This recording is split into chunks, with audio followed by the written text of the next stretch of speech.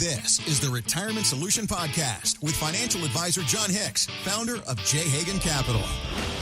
And I'm Heather Branch here with John to talk about his ideas on ways you can be working to better prepare for your financial future. RetirementSolutionRadio.com is where you can go to begin the conversation with John and his team at J. Hagan Capital. We also have links posted in the show notes, so you can just click there, or again, find us anytime at RetirementSolutionRadio.com. So, all right, it's no surprise. The number one fear of retirees is, well, I mean, I have to imagine it always was, but it's now even more relevant, the idea of running out of money because we live so long. Sure. Which is great. I mean, modern medicine is an awesome thing. We're all being healthier, more active, 20, 30 years of retirement. Woohoo! However...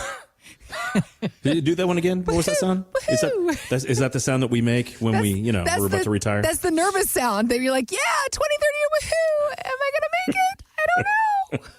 This is where it gets tricky. And it actually ends up, I think, biting a lot of people in the butt, John, because that's what drives people to keep working. That whole, let me just stick with one more year, because if I do one more year and I can save this amount of money or do this thing. Sure. It's a real problem. I think it's human nature, right? Yeah. You know, we know what we've been doing, and we have a little bit of a fear of the unknown anyway. Sure. So a lot of us are like, whoa, I can do one more year, because so many of us, and it was interesting.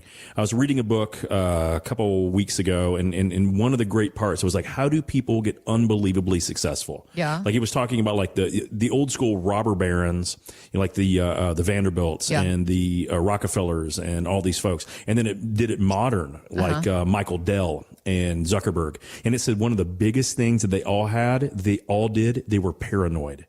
They were paranoid that it wasn't going to work. They were paranoid that they were missing an opportunity. They were paranoid that someone was going to come take it from them. And so the interesting thing is, isn't that unbelievable success that made these people put them where they were, isn't that little bit of an underlying feeling of, hey, do I have enough? Yep. Did I make enough? Yep. It's almost like a little bit of a paranoia, which is good if we've saved well, right? It's probably why we've been able to save so much money for so many folks. It's like, listen, I don't know, so I'm going to stay under my means. I'm going to save all this money. I'm not going to risk the snot out of it because I don't want to lose it all. Right. That paranoia sometimes is very good. Works so when we have that fear, fear, that we're going to run out, that's a good feeling to have. The question is it really fear, or is it just uncomfortability? Or it is the good, because there is benefits in quote unquote negative emotions. There's a pro and con to things, but at some point it does cross over into a negative space. And so that finding that balance, right? That's the sweet spot, and the understanding, having the awareness. You got to have your own financial awareness. So financial advisor Azul Wells is talking about this anxiety and how it can cause us to do the thing that people so often do. They keep kicking that can down the road before they finally end up deciding to leave the workforce. There's always something that we can be waiting for to say, oh, I don't want to leave now. I don't want to leave now. And while the four most dangerous words for a soon-to-be retiree or a could-be retiree is just one more year, those are the four most dangerous words. So one of the secrets to happiness, I think, and to embracing your retirement and getting on with your journey is being willing to say no to making more money. And I think that whole being able to say no, that's the financial awareness that I'm talking about. I wish Biden would just say no to running.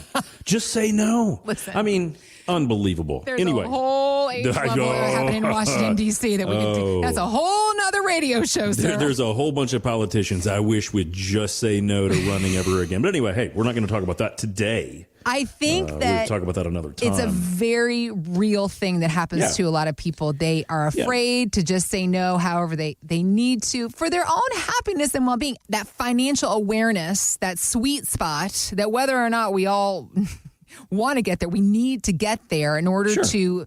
I mean, you got to cross that bridge at some point. How do you do it? I think a lot of people, though, they have been doing the same thing they've been doing, right? They've been working for that company or working for themselves or running their small business or whatever they've been doing for so long. Yeah. They sometimes don't know what that next phase is, right? Sure. And I have said it on the show dozens of times, just even in the last couple of years. Hey, it's not about what we're retiring from. Doesn't mean you hate it. Right. It's just what are we retiring to? Yeah. But the reason I say that is because usually a retirement often isn't just one person. So I know that I've told this story before, but it's so poignant because it really shaped a lot of my own belief system. Okay. My father kept saying, one more year to retire from his law practice, one more year to retire from sitting on the bench. But unfortunately, he had a stroke. And he wasn't able to make his own decisions, and he was forced to retire. Right. And unfortunately, he forced my mother into not having the retirement that she could have had, that they had planned on, that she had planned on for a long time. And it frankly robbed my parents of having any form of retirement because he kept saying one more year. Now, here's the thing that's troubling to me. And I've been reflecting on this after this past holiday, without my father, and thinking about some things and overcoming some, internal mechanisms that I have in myself and thinking about things that I'm doing for my kids. And what I realized was that, was he scared? Was he just a procrastinator? It could have been either of those. Because here's the point, ladies and gentlemen, had he retired 3 years prior to that, he had enough money to do it. He would have already have won the game. So the question that I ask, especially if we're small business owners, especially if we have done a great job saving, why? What are we doing it for? Now, with gentlemen, sometimes it's an esteem thing. Yeah. We ourselves, so much of us is in that trade or that skill or that job that we do. Yeah. I fully understand that. I recognize that. My father was an attorney, and I think that had he stepped down, he would have felt like he lost a little bit of posture, a little bit of that bravado of that situation. And I fully understand that. Yeah. But unfortunately, it had a very different aftermath, though. My mother not being able to retire, not being able to travel, not being able to do those things. Of course, after he had his stroke, he didn't pass away immediately. It was several years, 7 years nearly, that he lived. Yeah. And they had to blow through nearly $500,000 of the money that they had saved for retirement to travel, do these things on his health care. So not only did that procrastination cost his ability to kind of really retire on his own terms, it cost my mother and my father the inability to travel. And of course, it eroded my mother's living opportunities in her retirement once he passed away. Right. So guys, there's a few things about this, and I'm not trying to be, heavy on a weekend, but these are things that are very important and we have to understand. So if we're doing exactly what Azul just said, it's like, hey, just one more year. Yeah. It may not just be yourself that you should be thinking about. It may be your kids, that's a good point. your spouse, your grandkids, your church family, your civic organizations, the other people that rely on you, the person, the human, not the worker. Right. Yeah. And so especially small business owners, one of the biggest things that I have seen, because I'm in the same boat as you guys, I get in every single morning and I dig in my back foot and I'm ready to throw punches at any and everything that comes at me because I fight every single day to do the right thing for my staff, to do the right thing for my clients, to do the right thing overall, to make certain that whenever we're doing anything, we're doing it the right way, or at least we're trying to get as close to the best way that we know how to do it, right? Sure. And we're so used to that fight. But I started thinking, my hair's getting a little bit grayer. I'm not feeling as spry as I once was. Am I going to retire anytime soon? Of course not. But I realized, man, how many of you guys have been doing the same thing I've been doing for 20 years longer? Yep. We deserve a break. The question is, if you don't know how to take it, call me. I'm already thinking about exit strategies because that's what we get the opportunity to do if we do it right.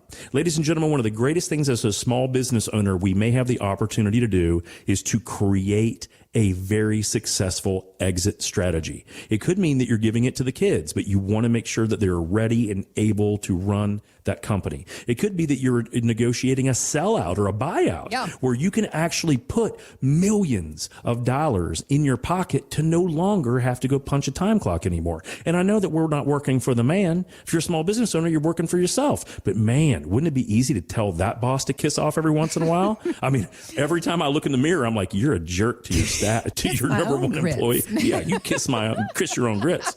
So those are those things that sometimes I know because we're used to the fight. We're used to digging that back foot and we're used to fighting for the cause that, man, there's beautiful places out there. British Virgin Islands are gorgeous. Cayman Islands are wonderful. Belize, South Africa, Italy, Madrid. If you have not taken those trips, man, I'll do it with you. I'm going to do them too, because these are the, we'll go. And I'm a little bit, laughing about it, but these are the things that my mother wanted to do that she didn't get to. Yeah. And she's past that opportunity where she blamed him. But I'm still looking at it now and saying, what was the reason? Yeah. Fear, procrastination. He thought he didn't have enough. One more year. Whatever it was, in the end, none of those answers were good, because they stopped him from doing something that would have completely changed his wife's life, his children's life, his grandchildren's lives. And it wouldn't have meant, at that stage of the reputation he built for over 50 years, it wouldn't have really mattered that much to his reputation. So as you're thinking about some of these things today, I hope I strike a little bit of a nerve to make you think. If you're in that situation, sometimes it's only you that can make the breakthrough to decide what the next phase is going to be. Connect with my team today, retirementsolutionradio.com. Set up a time to specifically talk to me. I'm going to let you know all the things that I think, the way I think about them, and find out, is there a better way for you to approach that situation? Because it may be one of the most important decisions you will ever make, not just for your life, but for all those you love. RetirementSolutionRadio.com is where you can go to begin this conversation with John and his team about your retirement savings and investments. We also have links posted in the show notes, so you can just click there, or again, visit us anytime at RetirementSolutionRadio.com. Thanks for listening to the Retirement Solution Podcast with John Hicks. Begin the conversation about your savings plan with John and the team at J. Hagan Capital by visiting RetirementSolutionRadio.com. Be sure to listen to John's radio show, The Retirement Solution, Saturdays at 8 a.m. and Sundays at 9 a.m. on News Radio 840 WHAS. J. Hagan Capital Inc. is not licensed in all 50 states. To find out if J. Hagan Capital Inc. is licensed in your state, please call 502-690-5635. J. Hagan Capital Inc. is not affiliated with nor endorsed by the Social Security Administration or any other government agency. It does not provide legal or tax advice. Annuity guarantees rely solely on the financial strength and claims paying ability of the issuing insurance company. By contacting us, you may be provided with information about insurance and annuity products offered through J. Hagan Capital. National license number 1882794.